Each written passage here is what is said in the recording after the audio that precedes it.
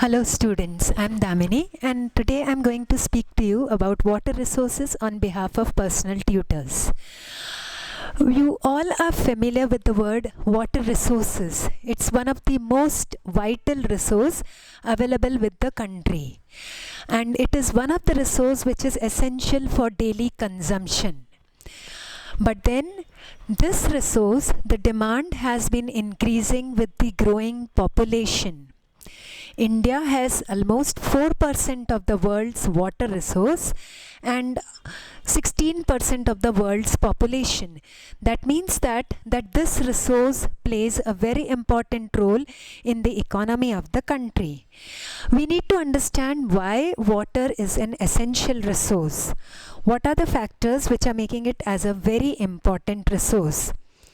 Now, it's not only the amount of percentage of water which is less, but also the amount of water has been declining over a number of years. We need to conserve water because of its overexploitation. With the increase in the population, the amount of water that is being utilized has been increasing. The water has been utilized for various purposes. It may be for agriculture, it may be for industries, it may be for domestic purposes. The water has been utilized, and at times we feel that the amount of water we are over exploiting the resource.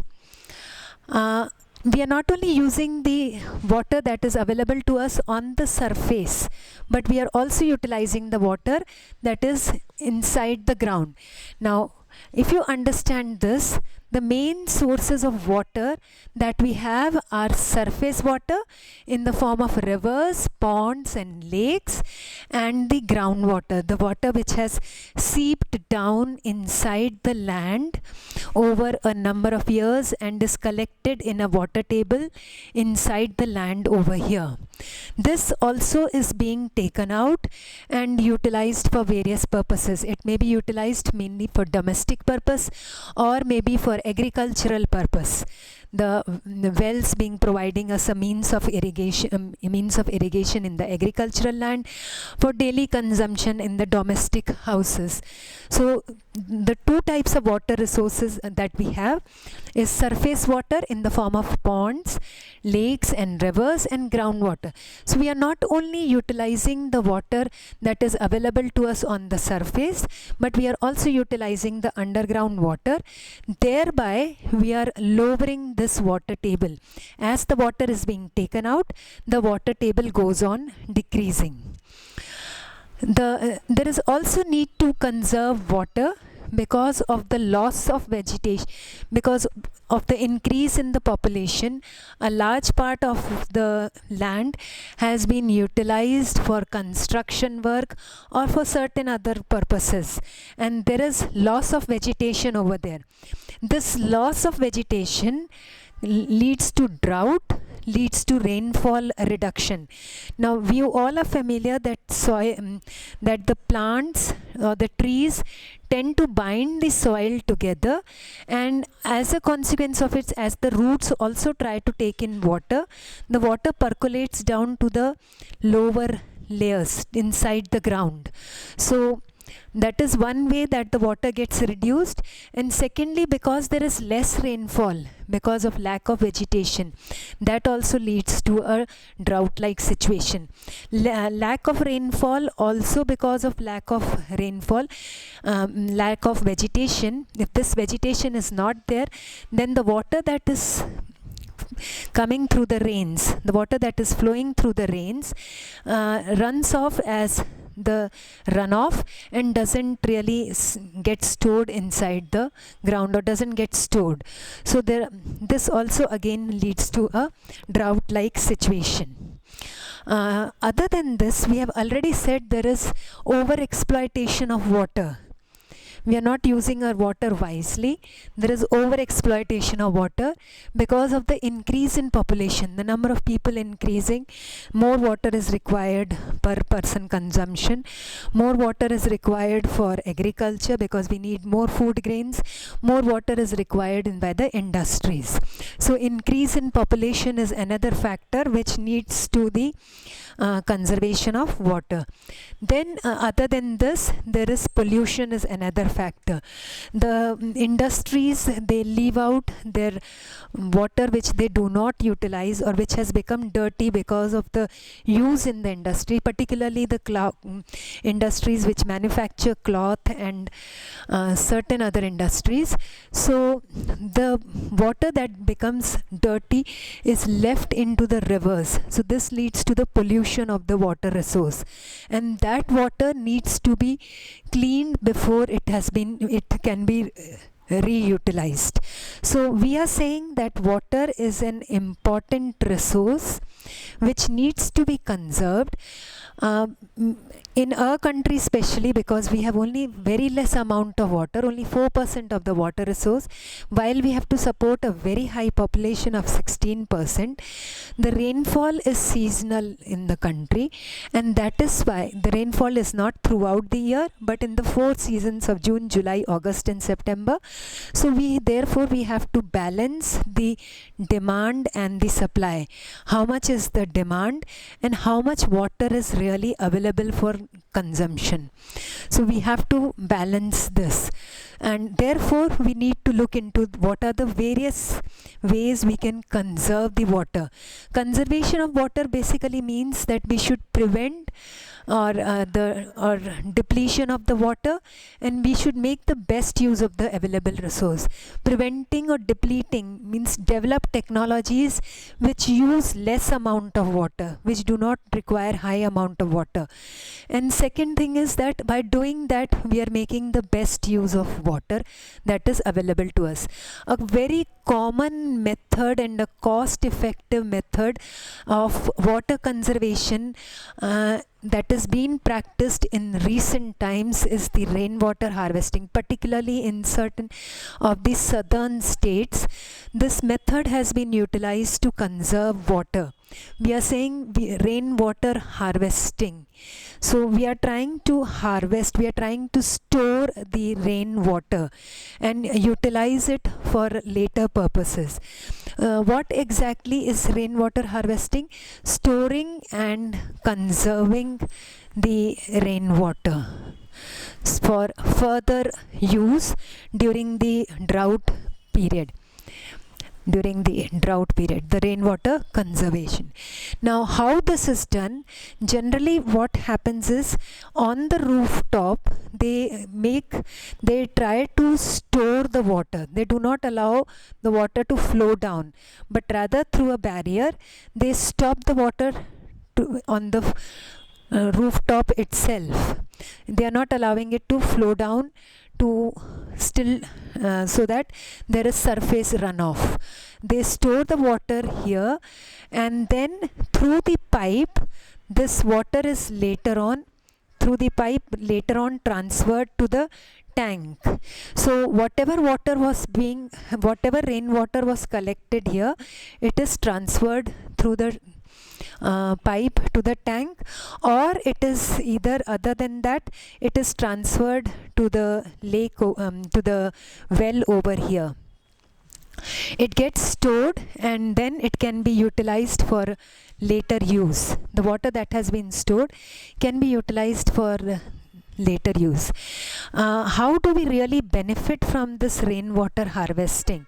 One is, if you are storing it in the well, you are recharging the groundwater. If you are that means you are trying to replenish this level. You are raising the level of groundwater. And once you're raising its level, along with that you all are familiar that the well water is slightly brackish, slightly salty. So when you have added more water which is no salt content into it, you have diluted this water. That means you have improved the quality of the groundwater. The groundwater is no longer as salty as it was before. So one advantage is we are recharging the groundwater, raising its level, and the second thing that we are doing is that we are making it more dilute. It's with less salt content, so its quality has improved. Then other than this, we are also preventing surface runoff. If this water would have fallen down on the ground, it would be going as a surface runoff. It would be it won't be standing at one place but running as a surface runoff.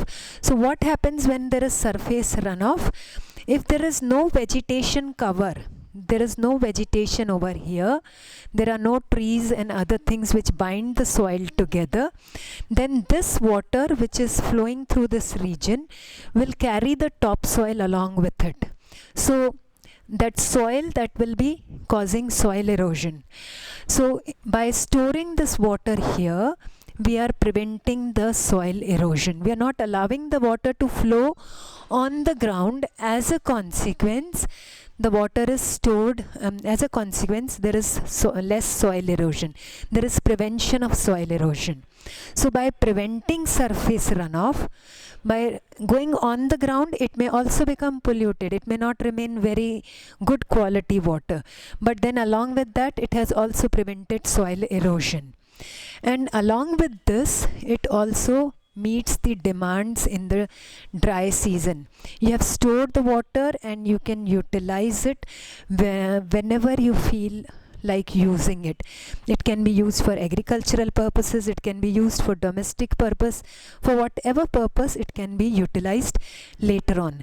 So when you are asked about the aims of groundwater, aims of rainwater harvesting, you can either write that it prevents surface runoff, you can write recharging of groundwater, it prevents soil erosion, it meets the demands of the in the dry season.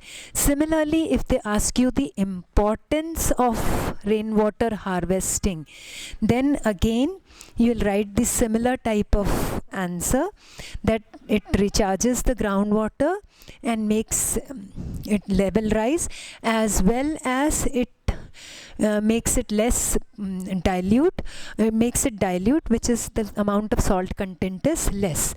It meets the demands in the dry season, prevents surface runoff. So the importance and aims will match here. There are other methods of conservation of water other than this rainwater harvesting, like pit recharge.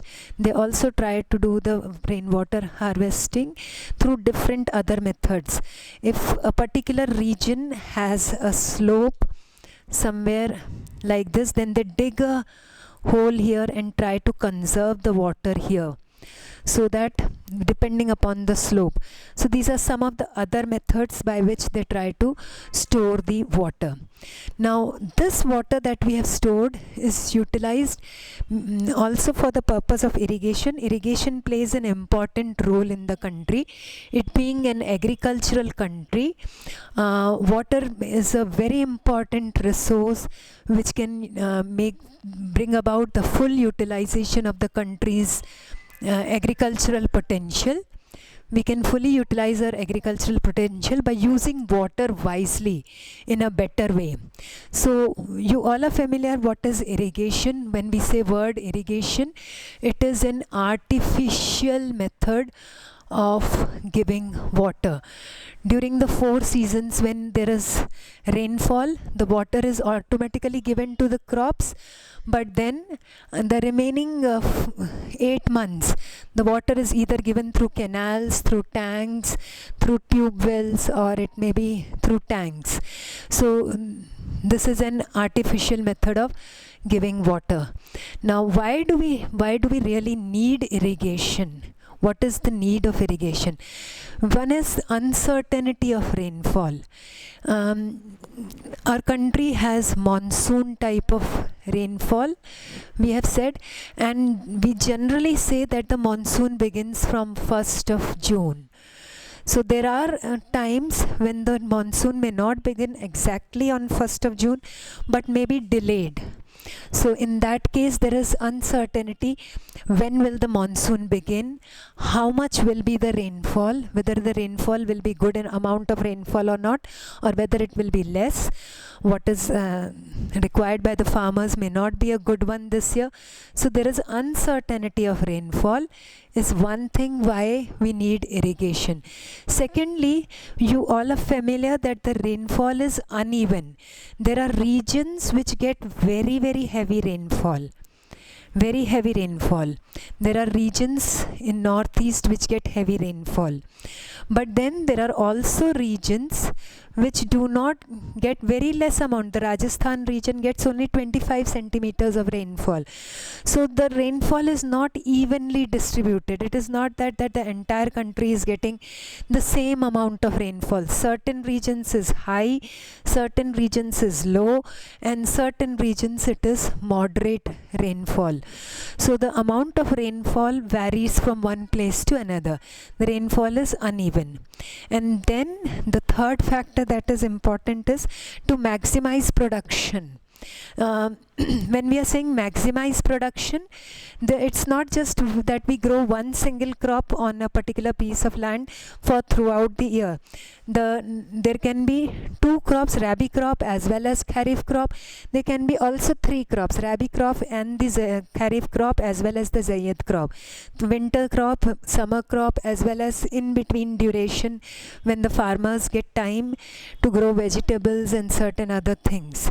So in order to maximize production, we need irrigation, we need water so that the production is good, and that is why we need irrigation. And then the next one is seasonal rainfall.